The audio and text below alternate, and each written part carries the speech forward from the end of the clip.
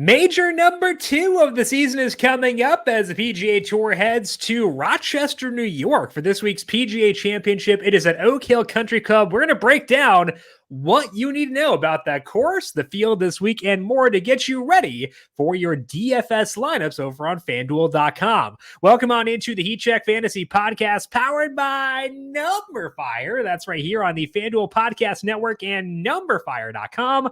My name is Jim Sonis. I am a senior writer and analyst for numberFire, joined here as always by Brandon Gdula. You can find him on Twitter at Gdula13.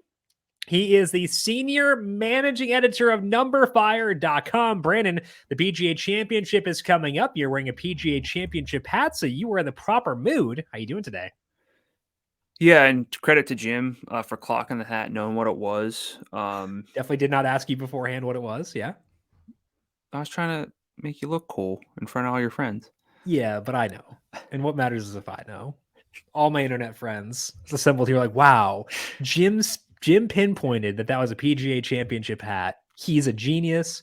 He's a role model. We adore him. That's what would have tipped him over the scales as opposed to this moron has no idea what he's talking about. That would have been the full flip for me, was that moment. Well, I mean, I was trying to give you credit, so. Why would you ever do that? Was Jason Day your win pick last week for the show? He sure was, buddy. Miserable. Come on. So you are now up by how much over me in the win pick section of the show?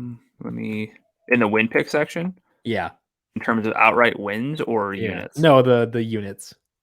I'm up 27.5 units. Boogie. Okay, so I need to claw myself out of a hole. Sorry.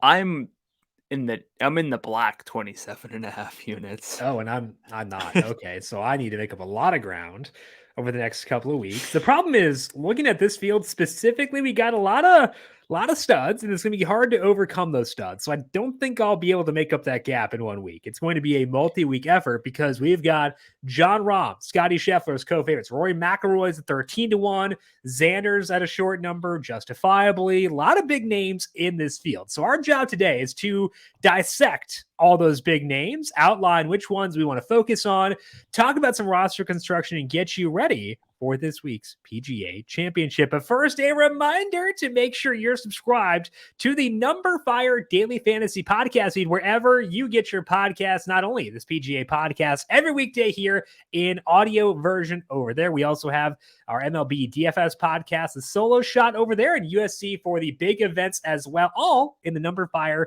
Daily Fantasy Podcast feed. So go search for that wherever you get your podcasts, hit subscribe, and if you like what you hear, leave us a rating and review over on Apple Podcasts, a 5-star rating. We appreciate those of you who have done so already. And also, if you want to get your PGA DFS knowledge, put it up to the test, check out FanDuel.com and their Mega Eagle contest, which is currently live. Test your knowledge of the PGA Tour by putting together a 6-person lineup while staying under the salary cap, and use FanDuel's live scoring feature. Follow along as you compete for a share of $350,000, with first place taking home a cool $100K for just a $9 entry fee, whether it's household names like Jon Rahm and Justin Thomas, or lesser-known golfers such as, let me scroll through the player pool here, and Minwoo Lee is pretty well known. Does that count? I don't know. Let's go with, why is Siwoo Kim 85?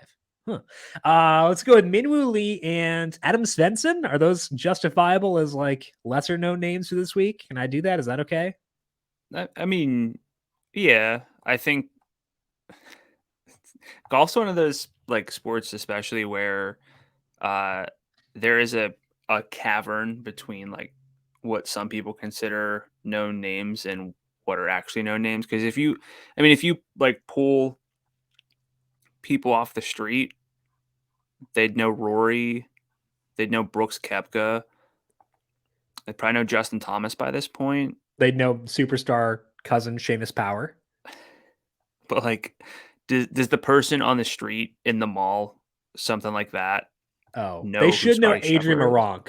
I'm gonna make him the lesser known guy, Adrian Moronk. That's our lesser known guy for the week. And they know Jordan Spieth, but there's like a lot of names that I don't think people would know. And then if you implied that like Sam Burns was not a household name, people would be like, this guy doesn't know what he's talking about. I know who Sam Burns is. Adrian Moron's been very good to me in three balls recently, so therefore we are best friends, and people should know him. Adrian, lesser known names such as Adrian Moronk teeing off on Thursday. Plenty of options to fill out a lineup as you compete for first place. Thursday will be here before you know it, so submit your lineups today on FanDuel. Eligibility restrictions apply. Go to FanDuel.com or download the FanDuel app for more details. They do put names in there for me to read, but that would be way too easy and way too streamlined, and we're going to rebel. What were the names? Let's outline the PGA Championship. Okay. Is an Oak Hill Country Club, the East Course. It is 7,394 yards and a par 70. This course last hosted the PGA Championship 10 years ago, 2013. It was in 2003 before that, but it has undergone a major renovation since 2013. So even that data might not be super relevant. There are 156 golfers in the field for this week. The top 70 plus ties make the cut after the first two rounds, not top 65, top 70 for this week in the PGA Championship. Brandon, as mentioned, have not seen this course in quite some time, at least on the PGA Tour. I may have driven by it at some point recently. I don't know. Who can say? Anyway, what should we know about Oak Hill Country Club when it comes to our DFS lineups? So it's a par 70, just under 7,400 yards, according to the GCSAA. That is a pretty long par 70 as a result, and that is noteworthy. And something else that jumps out to me is the average green size. It's the average green size is listed as 4,500 square feet. The average green size on the PGA Tour is around 6,000 square feet. It's a number I cite quite a lot, but that means these are small greens. Some of the smallest that we see pretty much on any setup across the PGA Tour as a whole. So length, small greens, that alone is going to imply scores that are not super low. I'll put it that way. The past two winning scores at this course in 2013 and 2003 for the PGA, 10 under and 4 under with cut lines of +3 and -1 in those years respectively. So, we don't have shot length data to go off of, but we do have some overall course characteristics. And what that says is distance off the tee is a plus, great iron play, almost a must because the greens are smaller. And then from there, with smaller greens, there tends to be statistically a higher level of importance on strokes gained around the green for obvious reasons. Less likely that you're going to be hitting greens, and so you're going to have to get up and down. So those three things there, driving, irons, wedges, those are the big three in terms of the strokes gained tee to green areas. And then, of course, we're going to need golfers to be making putts. So it's an all-around test. And frankly, if I can get to a major and see a path for just needing everything, then I'm fine with it because that's typically what I want to see. I don't want to be looking at like, well, this player is great with, approaches from 150 to 175. That definitely can be something that is the case, but sometimes you see really weird splits between like someone from 125 to 150 and then 150 to 175, and you're like, is he just bad from like an extra 30 yards, or is it just sort of some variances that he had more of those approach shots on difficult courses? Without all those adjustments, those numbers are, fine at best. I used to cite them a lot more than I do now. I basically keep things simple. So for me, one thing that I'm just really looking at is all around play. The one characteristic that has jumped out in terms of what the players have been saying, and this is something we talked about on covering the spread earlier, but that they said the rough was comprised of like thicker blades of grass than what they typically see, and so it could be harder to get out of the rough. You might have more bad lies just due to the club head getting caught, something like that. And again, I just want to caution that we hear that a lot at these major setups at courses that we don't see always. They want them to play tough almost always. PGA Championships play pretty difficult. I know that's the USGA thing for the US Open that, and they've come out and said that they don't necessarily want winning scores to be even par, but we think of the U.S. Open as the course, or sorry, the major where it's extra tough, but that's also basically applies to the PGA. We've had 5 under, 6 under, 13 under, 8 under as the past 4 winning scores at PGA Championship. So basically, it could get tough, and that could put an emphasis on hitting fairways and avoiding the rough. But I often just as easily find that to be overplayed as like a storyline leading in, and then you know, it's not necessarily what matters. I think you could probably put a little bit more emphasis on driving accuracy, but at that rate, why not just use strokes gained off the tee? It's a much better stat. So for me, that's one of my key stats. I'm looking for strokes gained total, kind of putting that one at the top. Strokes gained approach, strokes gained off the tee. I still want birdie or better rate for golfers who, can actually score whenever there are opportunities to do so, and strokes gained putting for the week.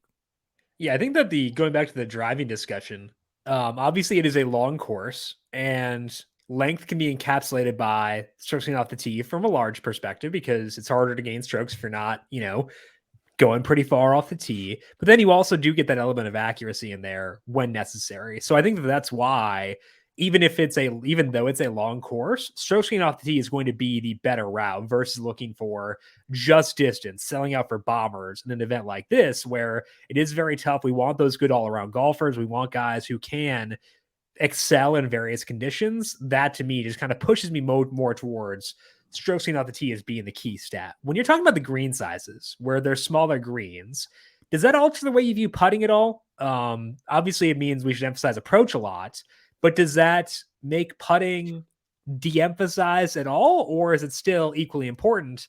I guess it kind of can equally be important if we're weighting up approach. Anyway, you know what I mean. Does it alter the way you view putting at all, knowing the greens are smaller? So in theory, that means that there should be um, fewer lag putt opportunities, like massive lag putt opportunities, and there definitely is something to that. Mm-hmm. I have a spreadsheet that I don't always have pulled up, so I'm trying to vamp through that as I pull up um, the importance of putting at smaller greens. Okay, that's the baseline. And let me see if this does check out where putting is a little bit less important. It's about the same Okay, overall in terms of courses with smaller green sizes. But it is something that I do think there's a little bit of merit to. sure. But not every bad putter is a bad lag putter, and not Right. every good lag putter is like a good overall putter. Mhm. So a name that I kind of like this week is Colin Morikawa, and part of why I can talk myself into that is that he shouldn't have too many long putts. Um, but it's. I think I'm more likely to factor in lag putting on courses with really large greens because that's like its own skill to be able to putt from like Sure. 100 feet as Right. opposed to having just a handful of shorter first putts. So um, statistically, it doesn't really bear out. And again, I'm more likely to sort of do it the inverse, where I would factor it in more at those linksy courses with really large greens. Okay. So the key takeaways here: small greens, meaning approach is vital for this week, as always, and overall play, including overall play off the tee, going to win out for this week, at least for us. With this course not having hosted a PGA Tour event since 2013, we can't go through course history because why bother? So instead, you want to look at form in majors because it is tough courses, tough fields. I think that matters in a lot of different ways. So you dug into golfers who have done well recent majors. What did you find? Who excelled in those situations? Yeah. Unsurprisingly, major winners have played well at recent majors. John Rahm has played well at recent majors. Scotty Scheffler as well. But so I have majors from the start of 2021 factored in. Um, so it's not just the past few PGAs. It's not any specific weight on anything, but digging back into all the majors since the start of 2021, and then using my method of round by round strokes gained changes 4 golfers over the field. I have Scotty Scheffler number 1 at a 2.23. Of course, won a Masters in that span, 10th at the recent Masters, 21st at the 2022 Open Championship, 2nd at the U.S. Open in 2022. John Rahm is just behind him at a 2.31. Won the Masters, of course, won a U.S. Open in that span. So it's look, they're the 2 big dogs this week. You're gonna have to pick a favorite. Same win odds on FanDuel Sportsbook, 750 for each of them. Rahm $100 more in terms of FanDuel salary. Not a whole lot separates them aside from basically the putting. So it is what it is. I prefer Rahm. We'll talk about that more as we go along. Colin Morikawa, of course, plays well at majors. He's at a 2.18, so he's the only other golfer in this span, according to this method, with at least 2 strokes gained average per round.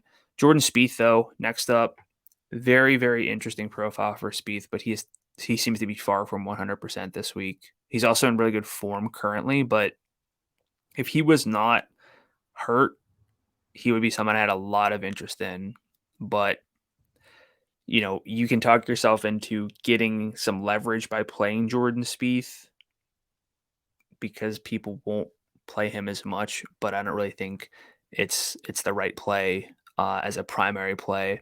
Rory McIlroy, we know his major history pretty well. It's always advertised quite a bit. He's at a 1.93. Sam Burns has played well, more consistently, especially recently at majors. He's at a 1.9. Cameron Young, 3 top 10s in his past 4 majors. Xander, 4 straight top 15s. And then Matt Fitzpatrick rounding things out here on this list at a 1.73. We know he won the U.S. Open, was 5th at the PGA last year, 21st at the Open, 10th at the Masters. A name that's probably going to go overlooked because he's been kind of going through some back injuries of his own. But it definitely is interesting with anytime we get to a major, the best players tend to separate. Not all of the best players are on that list, but that's a major for you. And I think that's the key thing is not just the individual names on this list, but the fact that the biggest names are all on this list. Or not all on this list, but all this list is littered with big names. And what that says to me is that it justifies the search for good, all-around, well-rounded golfers who can go 72 holes without losing ground without bombing basically against this level of competition. So I think that's kind of the key takeaway, even more so than the major performance. Now, I wanted to ask you about the flip side of this because there are some key guys who we'll probably be discussing at some point during the show today who are not on that list. Specifically, I think the big one, Patrick Cantlay, was not there. Justin Thomas was not there. Tony Finau not in that upper group as well. Does that worry you if guys have not had great recent showings in majors, or could it just be variance given we're looking at an inherently small sample? Yeah, it's a small sample. And I don't know. Something I hear a lot for majors is like, I don't want to have interest in this person until they show it to me in majors. And I don't think that's necessarily the right way to go about it. Mm-hmm.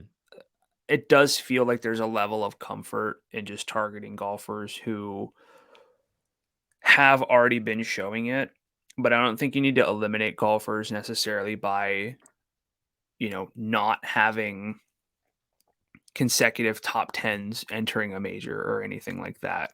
Right. The names you threw out there were Cantlay, JT, Tony Finau. Mm-hmm. So JT is at a 1.22 in this span. That's good. Cantlay 0.93, not as good, but not terrible. Finau 1.15.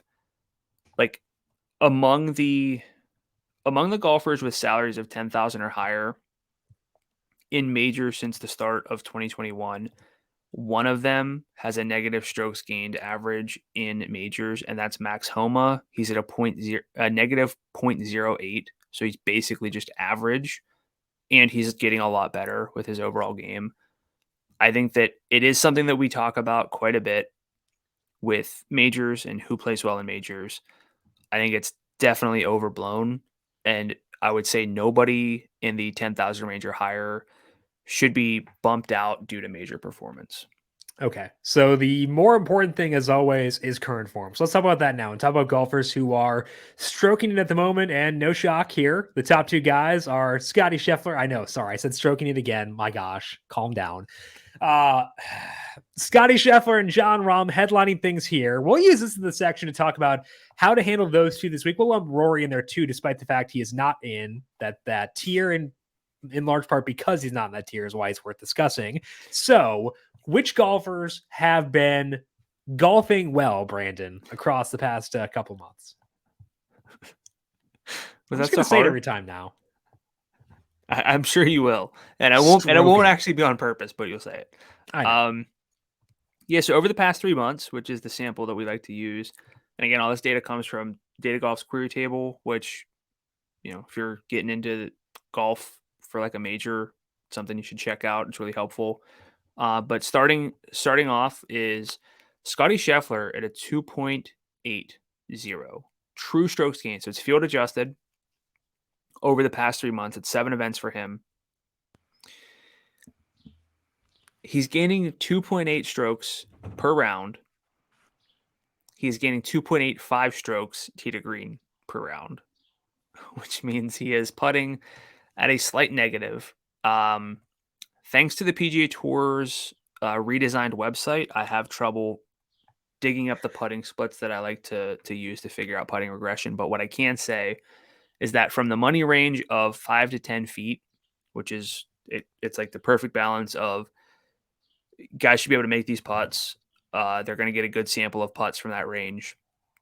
He is below average on tour this season in terms of putting from that range. So I don't necessarily think it's just a matter of flipping the switch. Would I be surprised if Scotty Scheffler putts well this week? No. Do I think that it's screaming in my face that like, oh, he's bound to break through? Also, no. For that reason, I prefer John Rahm, who's at a 2.77 strokes gain per round over the past 3 months. To me, he's the best overall player in the world. He's looking for his third major, but he's also, frankly, if not the best putter, one of the best putters that we have on the planet. It feels like, and it feels like he's going to make those clutch putts down the stretch in a major. So for me, Rahm is the best play of the week. Then we get to jump down to Patrick Cantlay at a 2.57. He's been 14th at the Masters, 3rd at the RBC Heritage, 21st at the Wells Fargo recently. And again, he's someone that people knock all the time for his major history. And it was a lot worse. Lately, it's not so bad. And he's got 3 straight top 15s at majors. His buddy, Xander Schauffele, 2.33. He's next up. 4 straight top 15s at majors. He leads this field in strokes gained approach over the past 50 rounds. Absolutely love that for Xander. I think he's a great play from a DFS standpoint. And so long as he's at least 15 to 1 or so, a great bet. He's been bet down. We'll talk about him in the upcoming section there. Tony Finau, 2.17. So we're getting Finau, Xander, Cantlay, who for me are just bucketed together, is like a lot better than people tend to give them credit for due to like the wins or whatever. But he's just really good. The major form is still strong, even though it's not as great as it has been. He's been more like top 20 range with his majors, which is kind of where he's been in his overall form before breaking through in Mexico. Jason Day's at a 2.07. Jordan Spieth, 2.03. Again, he's hurt. I don't know exactly how healthy he is. He had to withdraw from his last tournament before it started. So, like, That's there's an event risk. he cares about too. So I don't think it was like a nothing burger that he withdrew there. Yeah. So it is what it is there. Russell Henley's at a 2.02, which is sick. T19 at the Players, T4 at the Masters, T19 at the RBC Heritage. He's a great iron player and he's accurate off the tee. And then the other name above a 2 is Cameron Young, who is pretty strong with his majors. He's someone we talked about in that major form. I think Cameron Young is of the perfect example of why DFS for majors is great because I prefer Colin Morikawa. I prefer Victor Hovland. But if I got if I got the sense that they were going to be the mega chalk, which they're not, I can go to Cameron Young, who's a great play. Cameron Young's You can be probably going to be different without being overlooked. dumb. Yeah, Yeah. that's That's what we always want. Yeah. So, if you want good form, in some of these recent weeks, we've had like 2 names above a 1.0 in terms of recent strokes gained. We've got like eight names here at a 2.0 or better. That's just what majors are, and that's why you really got to be selective with who you are targeting when it comes to majors. And I think the important thing here is we can feel more balanced. It can be different without being dumb. However, I don't think I really want to pass up Scheffler and Rahm. I don't think their salaries are high enough to justify that. Scheffler's salary is 12,000 flat, Rahm 12-1. So let's talk about those two guys right now. You said you prefer Rahm because the putting is more stable and stuff like that. I want to give the Scheffler counter, and then I want you to tell me why it's dumb. The counter would be, if you look at the past 3 months, Scheffler 2.80, Rahm 2.77 in true strokes gained in that time. The past 6 months, it is Rahm at 3.04, Scheffler at 3.02. That accounts for putting. So with Rahm gaining a lot on the greens, Scheffler being almost exactly neutral in that time, over the past 6 months, Rahm has a slight edge. So are we double counting if we favor Rahm because he's a good putter, or are we ignoring how amazing Scheffler's ball striking has been if we say, oh, Rahm's a better putter, I'll go him? Because that's my concern, is I don't want to double count putting, which is already factored into that number we're citing. It's not double counting so much as taking an all around game, and the fact that putting is really important. I've done research on it. I'll say I've been guilty of discounting the importance or predictability of putting. It is tricky week to week, round to round, putt to putt to anticipate putting. But the thing that we always talk about when it comes to samples is looking at larger samples. And the larger sample for Scheffler, even with the putter, is that it's not as good. It's like kind of just average. And one thing that really bothered me with Scheffler, with his really hot stretch, was that he was putting extremely well. And now he's become more of a sort of baseline putter. Mm-hmm. And yes, if you factor in, if your model accounts for the fact that strokes gained off the tee is the easiest stat to predict week to week because like distance doesn't change a lot. Iron play is pretty predictable as well, but not nearly as much as off the tee. If your model or the way that you view things is like, well, we know his floor from ball striking is high. So is Jon Rahm's. And Jon Rahm is frankly one of the putters who, if he's in a final pairing and there's something to this, like you feel like he's going to make everything. And I don't really feel that with Scottie Scheffler. So it's basically razor thin. And at that rate, give me Rahm, who is still phenomenal, tee to green. So over the past 50 rounds, he is second in the field in tee to green. Now, in fairness to Scheffler, there's a pretty big gap between Scheffler and Rahm tee to green over the past 50 rounds. But we're getting the second best tee to green golfer who's also a top 20 putter in that span. So I'm not saying I have no interest in Scheffler. I think that he's probably going to be a little bit more overlooked than he deserves to be because people tend to bail on golfers quickly, it seems like. Yep. He's still been good despite the fact that he's not putting well. So I have nothing against Scheffler, but from a process standpoint, for me, it's Rahm by a pretty decent margin.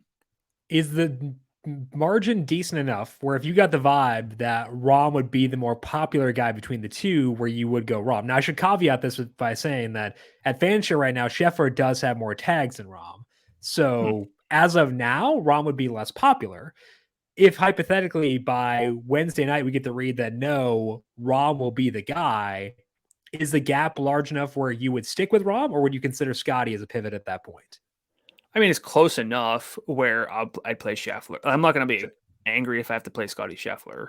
That's not what this is. Right. It's just if you're saying I got to pick one and why, it's Rahm because he is the second best tee to green golfer in the field, and he's a great putter long term. Yeah. Okay. So that's why Brandon is going Rahm over Scheffler. I do think I think the gap's closer than he does personally. And I'm okay letting sentiment dictate where I go because I don't see a huge gap between those two personally. Scheffler has been good despite having the poor putting, and that to me So then, is worth but going. then for you, if we think Scheffler is more popular or it's basically a coin flip and they're about the same, are you going Rahm at that rate because he's better, or are you going Scheffler because it's that close and you like would rather play Scheffler straight up?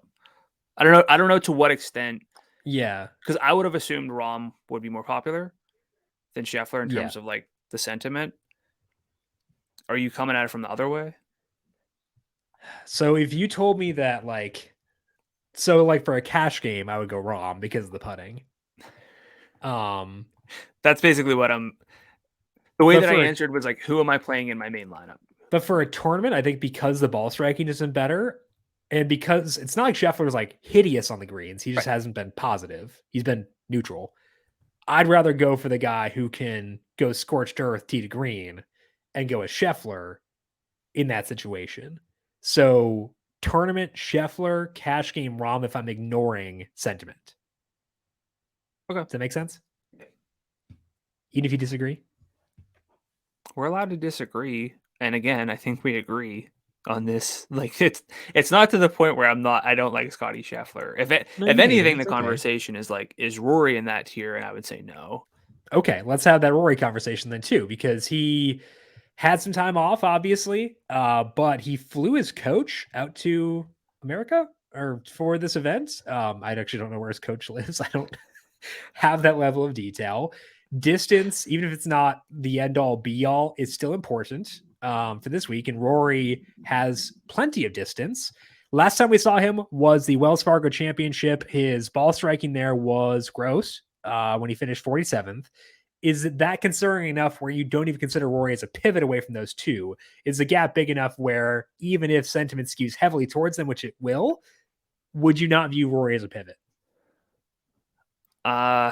He's not close enough, I don't think. And at that rate, I'd rather take more savings. Yeah. I think Brooks Koepka is really interesting this week because it's Brooks at a major, and apparently he has that ability still. Yeah. Now that he's not as hobbled as he was at the tail end of his PGA Tour career. Probably not there with like JT in terms of like, okay, I'm pivoting away from Rahm and or Scheffler. Probably not going to Rory. I think I'd probably go Brooks over JT. And then like once I get into like Cantlay and Xander in the low 11,000s, I don't really think they count as pivots. Right. So is it weird to say that I have more interest in like going to Brooks than Rory? That seems wrong. I think it is wrong. Yeah. Like so like we talk all the time about like not letting any sort of biases or like super small samples trickle in. Yeah. And it's how well Brooks played at Augusta and how iffy Rory's been lately. And Yeah. then my brain is like disregard the larger sample here. And so I'm still saying that I don't really want to pivot to Rory Right. away from Rahm and Scheffler, but I guess I'm just lower on him than I thought. I tell you right now that Rory McIlroy wins on Sunday. How surprised are you?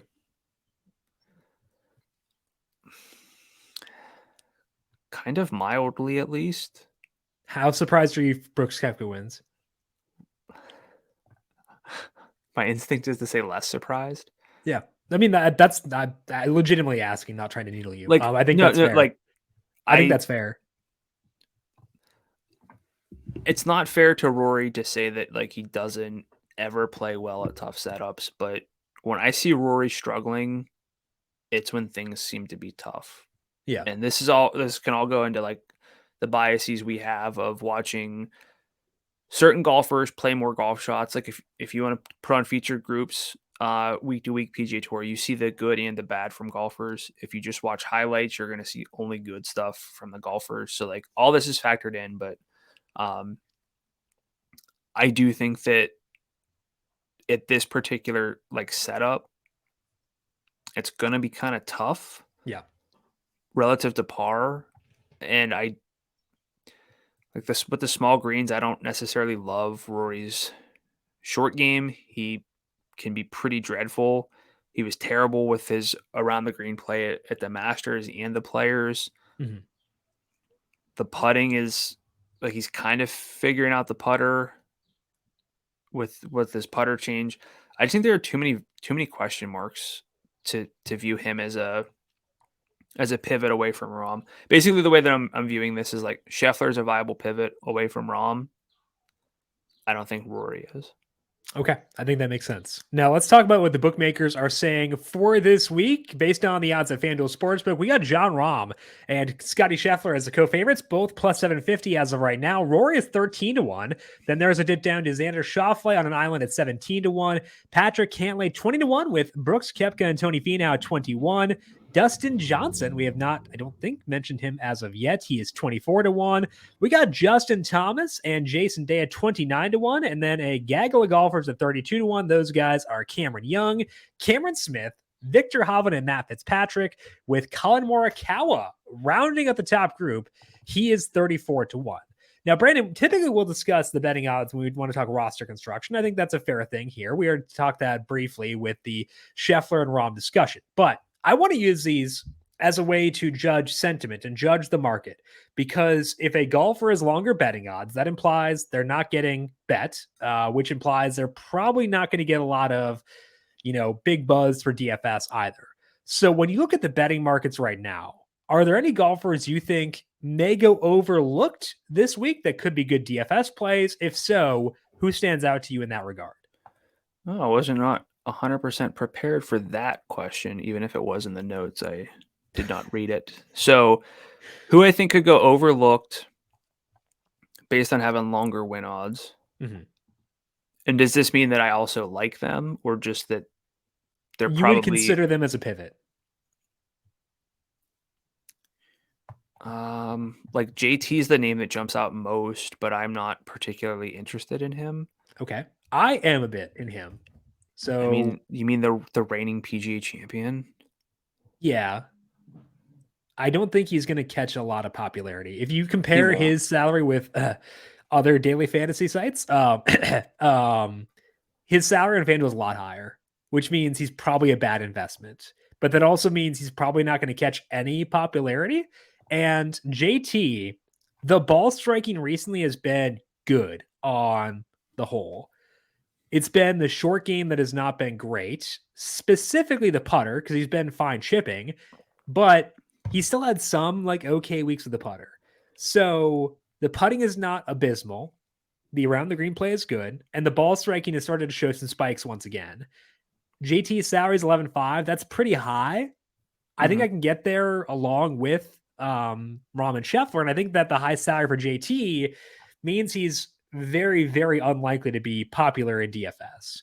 So that's why I think he actually is someone I'm going to pivot to this week. And I don't think that would be dumb necessarily. What's the main thing keeping you from being enthused about JT? Salary's higher than Xander's Mm-hmm. and Cantlay's and Finau's. Xander might be the most popular golfer in the field this week. He seems to be up there every major. Yeah.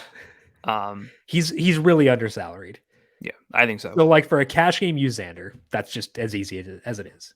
That's where I am with it. Yeah, JT, like, I mean, he's got 2 PGAs to his name. I don't know. I feel like with all these like designated events and majors, we see a lot of the same stuff. But is JT a bad play? No. Is he a great play? No. Is he a very viable play, all things considered, in almost any circumstance? Yeah. So give me Xander 9, 10 times out of 10 Sure. over JT. But if someone wants to play Justin Thomas, I see nothing here to say no. but there's a lot of other names in that range that I would rather play than Justin Thomas. And again, he's right in that middle range where it's there's 3 or 4 names right below him I prefer, Hmm. and he's also a big step down from Ramen Scheffler. Hmm. Yeah, I think that's the main reason against him. I think that for a single entry lineup where he's probably not going to catch much popularity, he's at least interesting and someone I want to at least touch on. Now, I think let's talk about Xander here at 11-1. His betting odds very short at 17-1, which means if you're matching up betting odds to salaries, Xander Schauffele is probably going to be Xander Chocolate this week. So obviously, we both like Xander for cash games, prefer him there, and I think we'll both like him for tournaments too. If you're looking for a pivot in Xander's salary tier, I think it's a guy you mentioned uncovering the spread today as being a good bet. Colin Morikawa. Morikawa's salary is not low there with Xander Schauffele. His betting odds are a lot longer, which means Morikawa is probably not going to catch much interest at all. I think that Morikawa could wind up being a good pivot too at 10-8. Do you agree with that? Or is Morikawa more so a guy you like for betting than for DFS? I do like him more for betting because the win odds there's basically a like a huge drop off after Finau at 21. He shortened, Cantlay shortened, Xander shortened. So if you look at the salary pool on FanDuel and you go down to Tony Finau at 10-9, everyone there aside from JT is 21 or shorter. And then you get to Colin Morikawa in terms of FanDuel salary. I'm going down the list. Colin Morikawa, Victor Hovland, Cameron Young, Jordan Spieth, Max Homa, Matt Fitzpatrick, Sungjae Im, Cam Smith. All of those guys are in the 30s with their betting odds. So it's a clear line of demarcation between Finau and Morikawa from not from a salary standpoint because it's $100 there, but from a betting odds standpoint. Huge differentiation in that regard, and I think that whole 10,000 range, aside from Dustin Johnson, who's 24-1, Mhm. you're getting all those guys in the 30-1 range. Nobody specifically is probably going to catch a bunch of popularity there. But yeah, for Morikawa specifically, in the event that the rough is really damning to be in, he's going to hit a lot of fairways. If he's hitting fairways and other guys are missing some extra fairways and he's able to use his elite, because if you look at Morikawa's profile right now, the irons are there. Yeah. With him, it's just a matter of whether he can putt at a decent level. And whenever he does, he can, kind of what you alluded to with Scheffler, where he can go nuclear, tee to green. Right. And then if he's putting well, that's what has gotten Colin Morikawa 2 majors already. So I think Morikawa's great. I think Hovland's interesting. Cam Young, also interesting. So it's just with all these extra names, it's another reason why I'm just a bit lower on like a JT and a Rory. I feel like they're too far from Ramen Scheffler, but not far enough above some of these other names for the salary savings that we can get. And I think part of the reason why salary savings are so attractive is that you have 2 guys around 10,000 with super short betting odds. And, I think you could talk yourself into pretty easily. And it's harder to get back up there for your third golfer if you go Rom plus JT. So if you go John Rahm plus Xander Schauffele, you have 9,200 left per golfer. That means it's pretty easy to get back up to Dustin Johnson and Jason Day. So from a roster construction perspective, Brandon, are you trying to get back up there to the DJ Day range for your third golfer, or are you content being super top heavy, or do you just want to go more balanced? What's your approach as far as roster construction for this week? Yeah, I'd like to get back up, but I don't know if DJ's it. Sure. He won the most recent live event in Tulsa. He also won another one in September in Boston. I don't know what all that means. We can try our best to figure out how important that is. He was T48 at the Masters with good ball striking, but really bad short game. So I don't know. The question then becomes who in that range we also like other than Day. It could just I be like Day. just Day. Yeah, I'm fine just having a lot of Jason Day. I know it's never gone wrong before. But, usually in majors, the approach has been a bunch of guys in this range. Get 3 guys in this range. Yeah. One maybe stud, maybe one in even start with a Xander, or if you want a JT or or Brooks or something like that, and then get like 3 names in this range. I think with the separation of Rahm and Scheffler above the rest, and like with Xander and Cantlay and like their own sort of tier, it makes the low 10,000 and upper 9,000 range less appealing in a major Sure. than it usually is. Mhm. So, who in this range do we really love? Like, I'll start with 10-5. Spieth, hurt, not really interested as like a primary play. Max Homa, don't hate it, but we know his major history is not ideal, and think he can maybe do a little bit better statistically than Homa. Fitzpatrick, maybe not 100%. He's just kind of always going through some stuff right now. I do like Sungjae Im. Mhm. Cam Smith, Dustin Johnson, we don't know what their true form ever is. Sam Burns, sure. Day, we love. We're a Jason Day podcast now. Tom Kim, Hideki, Tiro Hatton, Joaquin Neiman, like who in that range are you excited to play other than Jason Day? Hatton, but he's 97, so it's not like I need to like bend over Yeah, backwards to use him. right. Patrick Reed, 96. No. Sahith Theegala, 96. Taylor Gooch winning all the live events, 95. Like none of these names are really names that I'm clamoring to play. Right. So it just And I think that's why I feel really I feel no hesitation using Rahm and Scheffler because they're Rahm and Scheffler. But I think the other reason why I feel no wait hesitation there is together. because no, sorry. Okay. Although that's not totally 89.75 left. outrageous. Maybe. I like Xander a lot. I think that's part of it too. And I like Day a lot. So I think that like Chalkosaurus Rex here, if I'm just going like the way I want to go, it'd be one of Rahm or Scheffler plus Xander plus Day, 89.67 left if the guy is Rahm. I think that's the way I want to build this week. Yeah. That's kind There of are also 2 guys in the mid 8,000 range I like a lot, which helps. So yeah. I think that like the mid and even low-ish 8,000 range is somewhat viable this week. And the low 9,000 range has a couple names I like.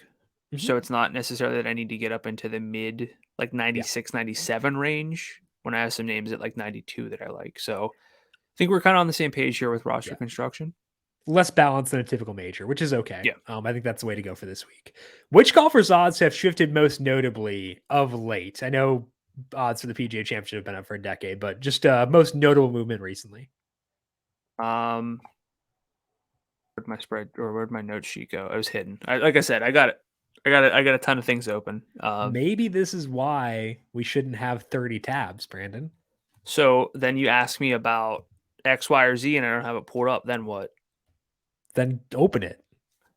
Also, I mean, there's still a delay because we had a delay for you to find your note sheets. Like, there's a delay. You know, who cares why? all right. Then I'm just gonna start off with nothing open, and then every Do it. time you ask me something, I'll just Do it. You won't do I it. need a minute.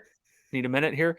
But it would have been seamless if I did not type into the address bar, because usually, you just in Google Chrome you can type in the title of the page and then jump to that tab. I typed in covering the spread, so you got me all mixed up. I was like, where is it that I close it? But this is not covering the spread anymore.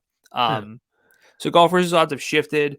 I just pulled since from Monday morning to Tuesday. I don't think like things over the past 6 months is going to be relevant for this week. But Xander Schauffele, big one from 24 to 17 on FanDuel Sportsbook from, again, like Monday morning into Tuesday morning.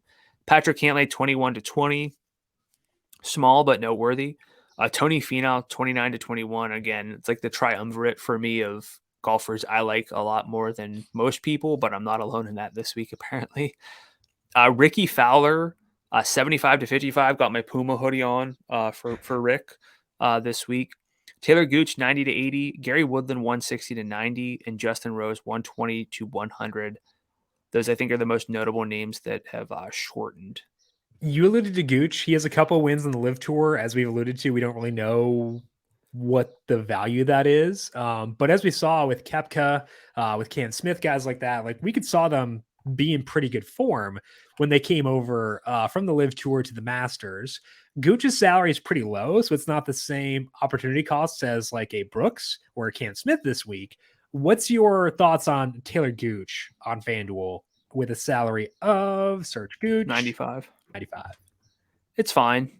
So he won back-to-back live events to round out April, and then was 36th in Tulsa, and I think Lee Westwood withdrew. So he was 36th out of 47. Yeah, he went 68, 71, 67. I was waiting for the Again, fourth score there for the full like 3 seconds. so like, look, I don't think the Live Tour from a talent standpoint is very far off from like some PGA Tour events necessarily, but it's a matter of we don't know how he won, Mhm. and we don't know what caused him to be 34th. Mhm. He could have led the field in strokes gained putting both weeks that he won, and then has just been masking bad tee to green play. I'm assuming not, because Gooch, that's not really his game, Right. but we don't know. When he was at the Masters, he was T34, which isn't bad. Putted well, had good irons. But he's not necessarily someone who gains a ton of distance, which is helpful. He also doesn't necessarily gain a ton of strokes off the tee, or doesn't like gain a bunch of fairways, so he doesn't necessarily gain a ton of strokes off the tee historically. So I don't know, like a 36th out of 47 is not particularly appealing, But it's one event. but it's one event. Right. So anyone who wants to play him, I think there's merit. But for me, I'd rather see more from other golfers. And maybe what we learn is these guys show up once again in a major, and then we just got to take them seriously. I'm not saying that I'm avoiding all of the live guys. That's not the case. Again, I have some interest in Brooks, and I would have more if his salary wasn't basically Brooks in a major Right. salary this week. Right. So I think Gooch is somewhat interesting, but he'll probably. It seems like he might be a little bit more popular for anyone who, because his name was kind of all over the place when he won back to back, but that could be wrong. I think the big reason why I won't be as high on Gooch is that you have guys who we know how they've scored well, and they've scored well on the PGA Tour. Ricky Fowler, 92. You mentioned his odds have shortened quite a bit. Wyndham Clark also won an event, but it was on the PGA Tour and a designated field recently. Both those guys are lower salary than Gooch. So that to me is why I'm not super itchy to get to Gooch. Itchy Gooch. What could go wrong? He's really stroking it. We're just going to lump them all in here together. Which golfers' odds have lengthened since Monday? Justin Thomas, 24 to 29. Jason Day, surprisingly, 28 to 29. Victor Hovland, 29 to 32. Jordan Spieth, 32 to 36. Hideki Matsuyama, 46 to 55. And then a pair from 75 to 90 with Tom Kim and Sahith Theegala. And Day lengthening doesn't bother me. I'm guessing they shortened him to cut off people who were trying to bet him after the win. So that I don't think that that annoys me too much. Which lower salary golfers have odds to stand out to you? This list is pretty bleak. If we want golfers with win odds better than 100 to 1 in this range, in this range being 9,000 or lower, which is where I always tend to make it. We have Adam Scott, who's 75 to 1, and Gary Woodland at 90 to 1. Those guys are 9,000 and 8,900 respectively, so they're not glaring. Russell Henley and Siwoo Kim are 120 in the mid 8,000 range. I like both of those names. They're actually my two player picks in the value range, which is cool. Fully on board. And then 5 names. I think it's 5. Yeah, 5 names at 160. So we're getting 4 names better than 160 to 1 in the value tier. Harris English, Phil Mickelson, Mito Pereira, Taylor Moore, and Cameron Davis. Davis's salary is $7,700, and Taylor Moore's is $8,000. For what that's worth to you. Yeah, Mito was a guy I was on for the Masters. That was not ideal. He didn't do great there, primarily with the short game. Ball striking was really good.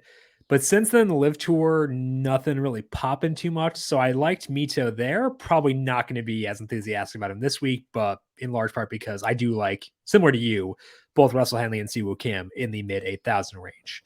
Weather for this week, it actually looks like we might get a bit of a wind discrepancy between the waves. The windiest section looks like it'll be Friday morning. Wind speeds decrease as the day goes along there. Rain odds increase Friday afternoon too, but they'll be around 15% as of right now in the afternoon Friday. So it does seem like those teeing off earlier Thursday / later Friday will have a slight win advantage. So early tee times Thursday may be the better wave to target for this week, at least based on the weather as of right now. Saturday is rainy with rain odds around 50% the entire day.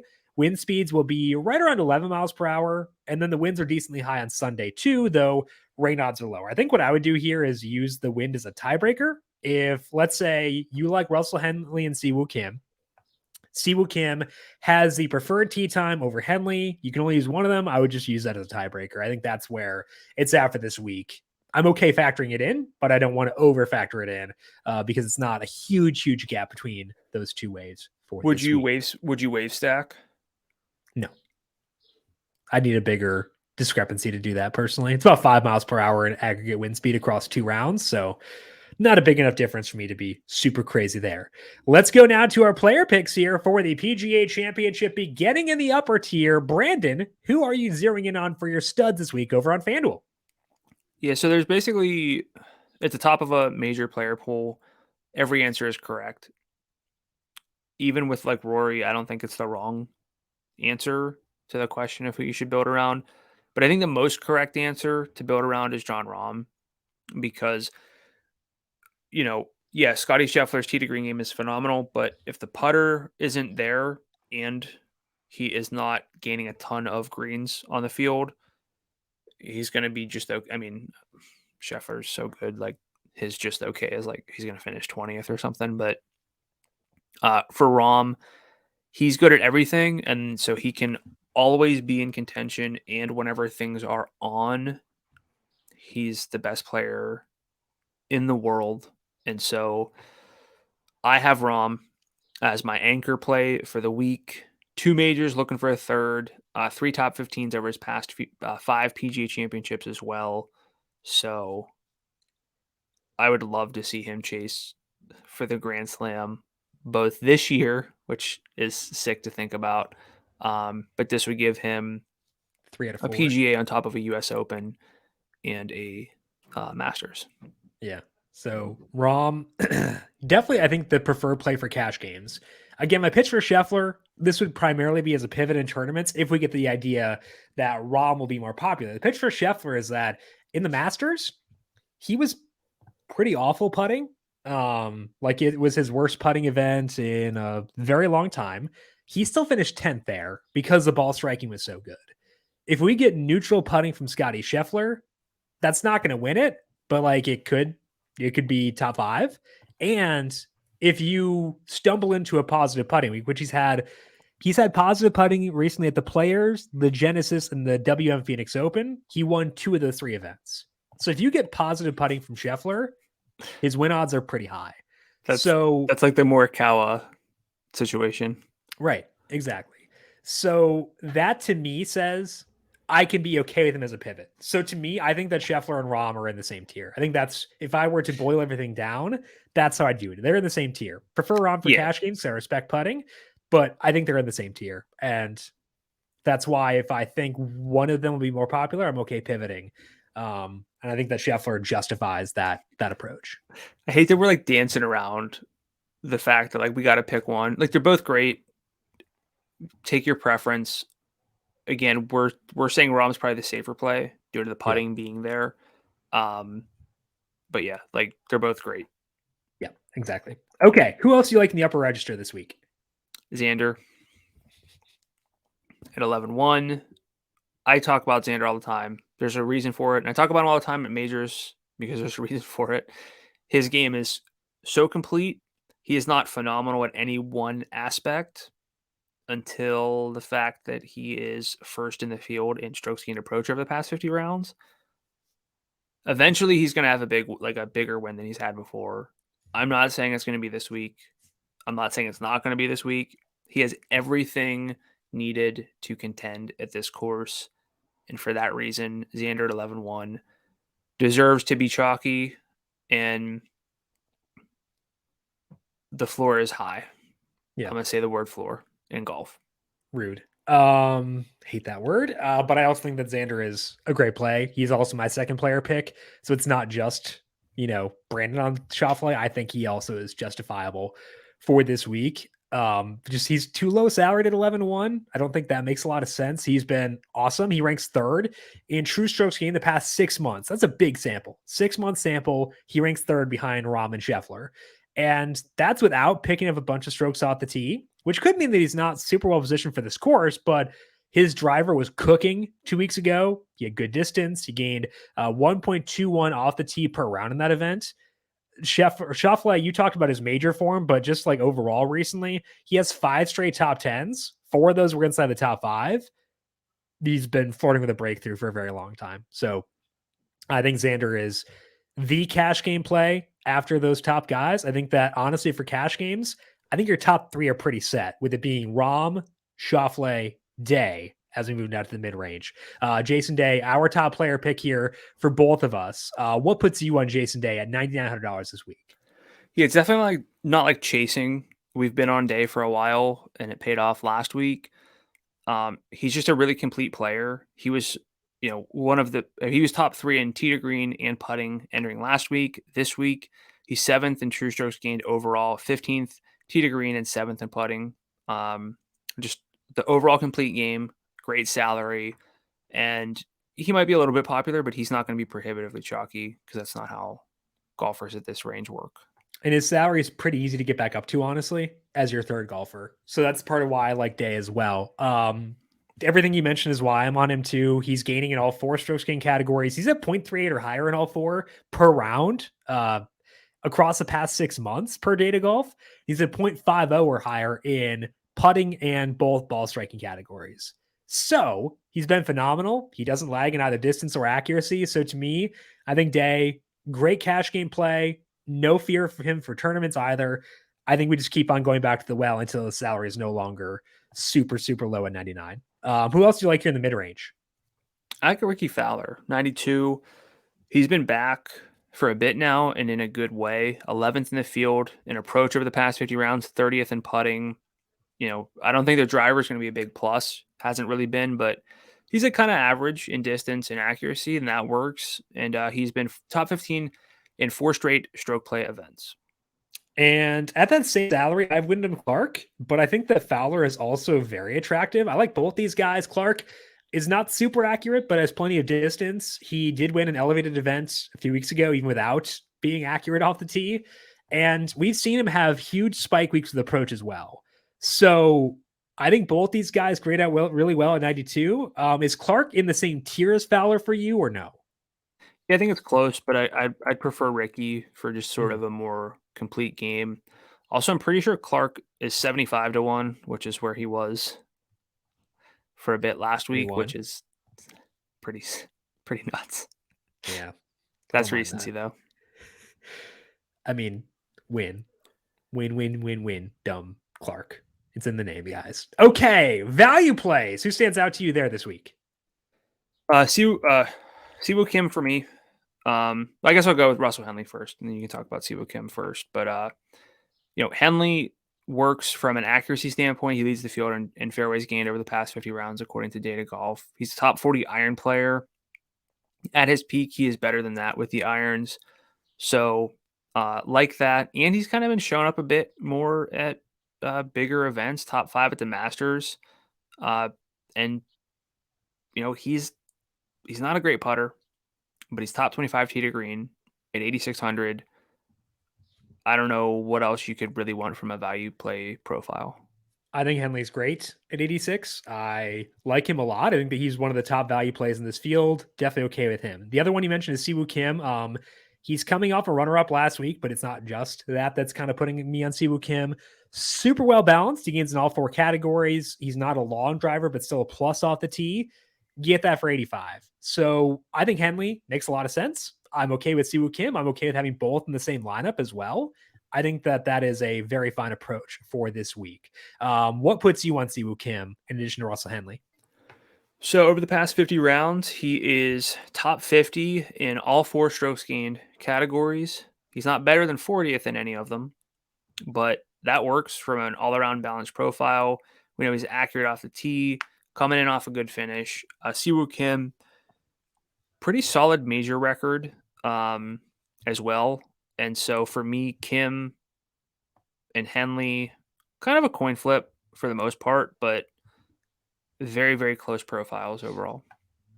And I think both are great. So I prefer Kim by a tiny bit, but I don't know if I should. I think Henley's right there too. They're kind of the same. They're very similar, honestly, in terms of like the fact that they're well rounded and stuff like that. Neither super long, but still gain strokes.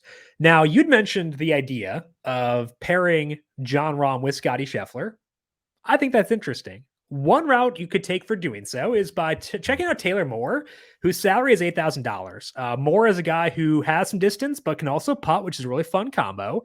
He has also gained an approach in 5 of his past 6 measured events. Not bad with his accuracy either. So his salary is 8,000, which means you can go with Rahm and Scheffler without totally foregoing that mid range. It does mean you probably can't get to Xander, but like you can get Jason Day in there. And I think that's very interesting. So I will have a non-zero number of lineups where I go with Taylor Moore at 8,000 in order to jam in both Rahm and Scheffler. Brandon, I want to ask you first about Moore specifically. Are you open to him? And then B, are you open to taking risks on some $8,000 guys in order to get both Rahm and Scheffler in there?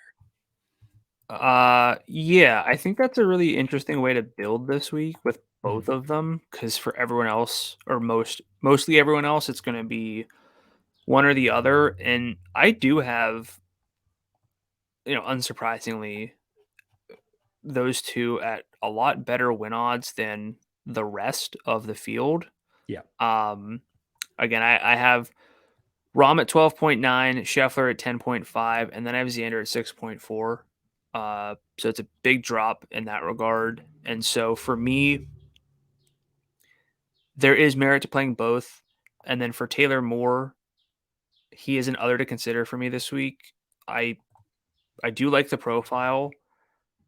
Good overall tee to green play, and the putter is there. The iffy part is like the wedge play, and he could get into trouble there if he's generous. Yeah, but you're not going to get to play John Rahm and Scotty Scheffler and have no question marks in your lineup otherwise. So I think Moore makes sense. I also like Danny McCarthy down there. But yeah, it's a pretty good 8,000 range and less of an appealing mid 9,000 range this week.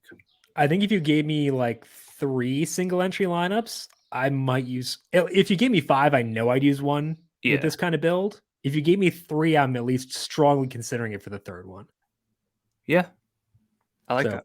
That's high enough for me to talk about it. Okay. Win picks for this week based on the current odds over at FanDuel Sportsbook. I have ground to make up, so I'll let you go first. Who are your win picks for the PGA Championship this week? Definitely Xander. 17. Mm-hmm. And then it's a kind of a coin flip between Rahm and Colin Morikawa. Mm-hmm.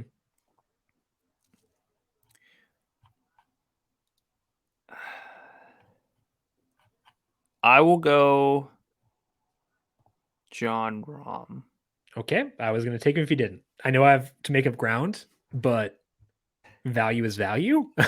So Rahm plus 750 is your pick, along with Xander Schauffele at 17-1. So because you cut off Rahm from me, I did. You can pick him. Yeah, but I don't want to block you if I need to make You should pick him and Xander. Sure. I could go Scheffler at plus 750. I know he's not a value by your model, but I could put my money where my mouth is with regards to saying like, hey, I think Scheffler's in his tier. Just kind of use that as the way to go there. Mm-hmm. I could go Rory, who is not a good value by your model either. 13-1 though, for a guy who for a long time was considered in the same tier as those 3. Yeah. It's fallen off a bit though. You can't lay at 20 to 1. You like Morikawa at 34 to 1. It seems kind of cheap to just steal those from you, though. So what I'm you going do to whatever you want. I know. What I'm going to settle on is golfers who have not been in the best form recently, but have spike weeks in the range of outcomes and have proven they can compete against this kind of field. Justin Thomas. Those guys are Justin Thomas and Rory McIlroy.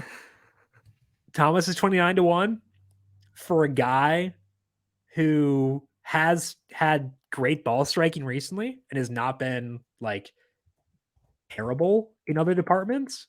I find that pretty interesting. He has flaws for sure. The putter could be better, but I think the ball striking is pretty hard to turn down at a number of 29 to 1. If I'm making that as the rationale, why wouldn't I just take Morikawa? I'll take Morikawa. I changed no more Rory. I'm going to go Morikawa 34 to 1. If I'm talking about the ball striking being as good as it is, I should just take Morikawa. So JT 29, Morikawa 34.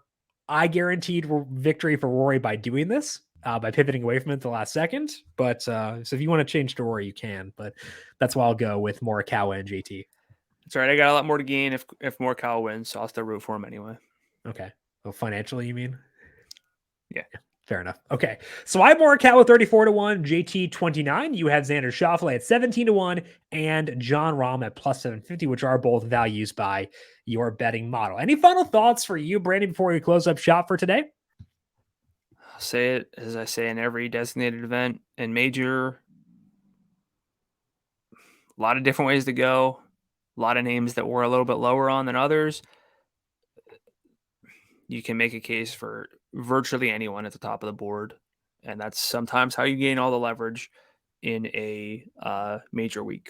Yep. In majors, you can be different without being dumb pretty easily. So find ways to do so. Try to track sentiment if you can. Find routes to doing so.